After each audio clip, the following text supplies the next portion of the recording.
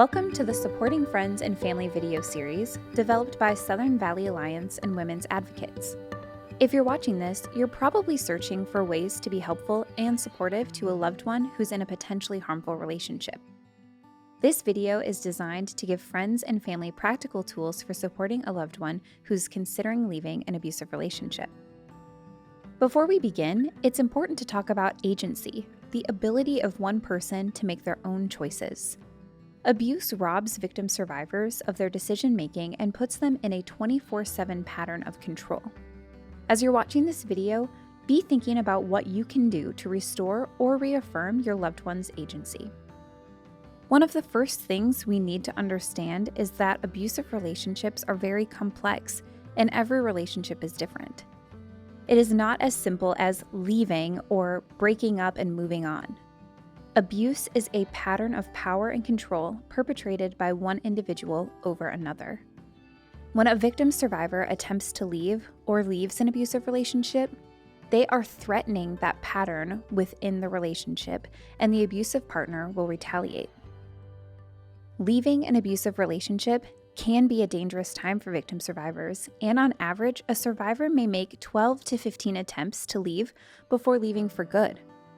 Here are some reasons why your loved one might stay or might return to an abusive relationship. First, conflicting emotions. Fear of what might happen if they leave. Fear of being outed or believing abuse is normal or that they deserve it. They probably also love their abuser and have hope that the situation could change. Next is pressure.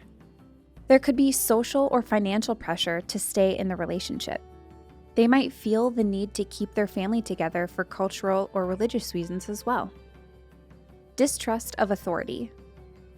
Previous experience being denied support or language assistance, believing there are no resources that can help, and fear that reporting abuse could affect their immigration status can also be a reason why someone might stay. There's also reliance on the abusive partner. Being dependent on their abusive partner for finances, resources, a place to live, or disability assistance for daily tasks.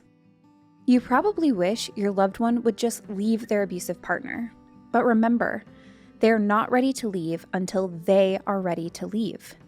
Leaving is extremely difficult, and without the right support, it can feel impossible. Here are ways you can help support a loved one that wants to leave an abusive relationship. Offer emotional support. Acknowledge this can be a difficult process, that they are brave for taking this step and that they're not alone. Inform them that you're there no matter what happens. Be supportive and don't place blame on them. Also, don't judge their choices, even if you don't agree. Try your best to not speak poorly of their abusive partner, as they still might have deep feelings for them. Another tangible thing you can do is offer material support. With their permission, help them create a support system of local service providers, friends, and family. The more support they have from those they know and trust, the more they're able to focus on their healing. Storing important documents or a go bag in a safe space for them if they're not ready to leave their abuser yet. Encourage fun activities outside of the relationship.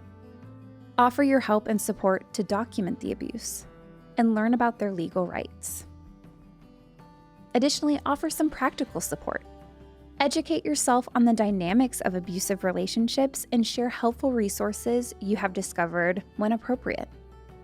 Offer information and resources for a local domestic violence agency, and let them know that if they want to speak with an advocate, you'd be willing to be there when they make that call. Support them by watching their kids while they have meetings or processing their next steps. If applicable and with their permission, help inform others in their building or place of employment for safety. Help them create a personalized safety plan when they're ready. You might be thinking to yourself, what is the safety plan, and how can I help my loved one create one? A safety plan is a documented set of steps and actions that can help lower the risk of future harm. It includes information specific to the victim survivor to increase safety at home, school, work, and other daily activities. When creating a safety plan, you may consider steps to ensure safety while violence may be occurring. When preparing to leave an abusive relationship, at work or public places, enforcing a protective order, with children, pets, or other individuals within the home, and also consider keeping a checklist of important documents and items that are needed when leaving an abusive partner or home and important contacts. For more information about creating a safety plan, and for an easy-to-follow online safety plan creator, see the link in the description of this video. We hope that watching this video has given you some sense of the challenges your loved one is facing right now, but we know that being a supportive person has its own challenges too. As you're supporting and affirming your loved one, what are you doing to care for yourself? Try to do one small, kind thing for yourself every day and ask others to help when you're feeling overwhelmed. You deserve care too.